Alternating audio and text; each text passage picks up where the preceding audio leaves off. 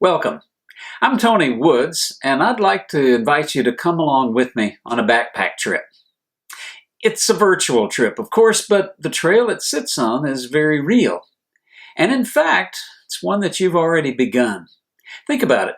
From the moment you were born, you discovered light and air and a whole world of adventure laid out in front of you.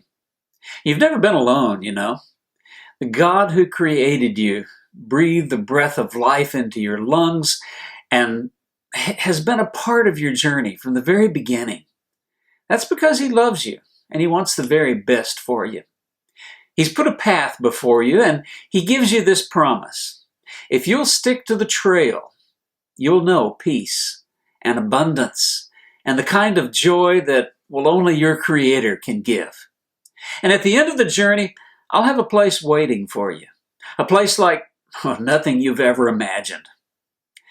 But I have to be honest, the path leads through a world that was once beautiful. Regular Garden of Eden, in fact. But that world has been broken. And where there was once peace and security, now there's a battle raging. There's an enemy out there who wants your very soul. I've defeated him, says God. And one day I'll cast him away to a place where he can never hurt anyone again. But until that time, you're going to have to face him. But don't be afraid. I'll be with you. I'll never leave you forsaken. Just stick to the trail. Now, as someone who's spent the better part of 60 of my 72 plus years reading, teaching, and preaching the Bible, I know that we put words into God's mouth at our peril. But I think I'm on solid ground here, as I've tried to imagine the conversation you might have had with God, both here in this presentation and in the book that I want to show you. The book is called The Road Rising. I wrote it a few years ago as a one-year daily devotional in an email format. And people seemed to appreciate it, and before the year was out, we had published it into a book, in both English and Japanese, by the way, and in both hard copy and in Kindle versions. And since then, there's been a sequel to this book called Leaving the Trail. And as we speak, I'm working on a third and last part of the trilogy that I'm calling Reaching the Heights. As I said at the beginning, the book is about a man on a backpack trip. He keeps a daily journal, and what he writes about makes up the theme of each day's devotional thought. And there's something here I need to share with you at the very beginning. This book is an allegory. That means that there are at least two levels of reality here. On the surface, you'll experience all the thuds and thrills of life in the wilderness. The traveler is going to come face to face with his own fears, with hunger, with loneliness. He's going to make new friends and old enemies.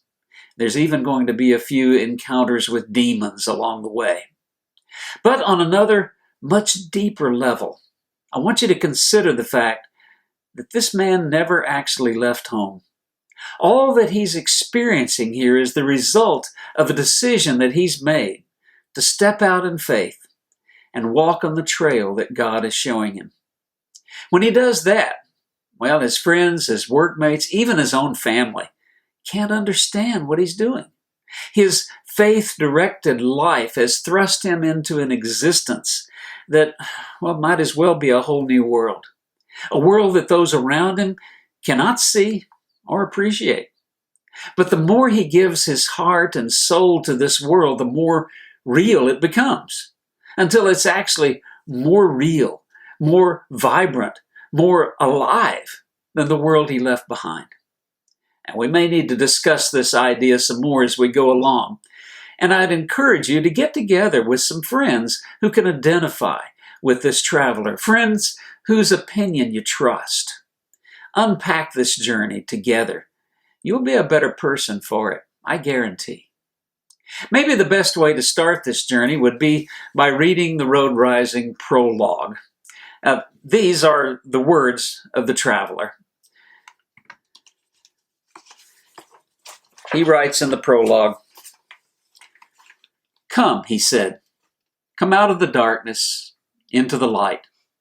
Come to me and learn what real life is all about.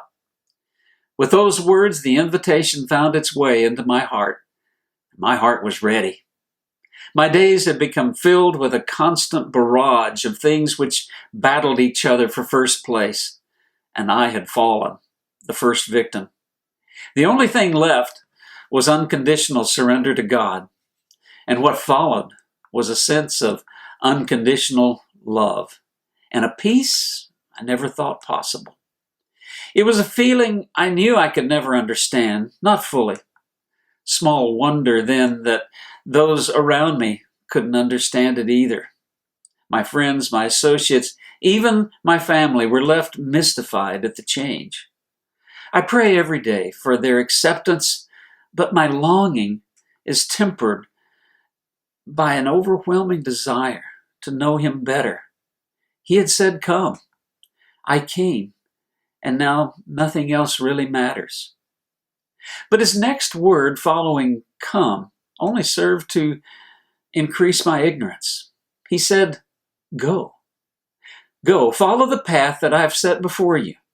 Learn all you can about the path, because it is in the journey that you will find me."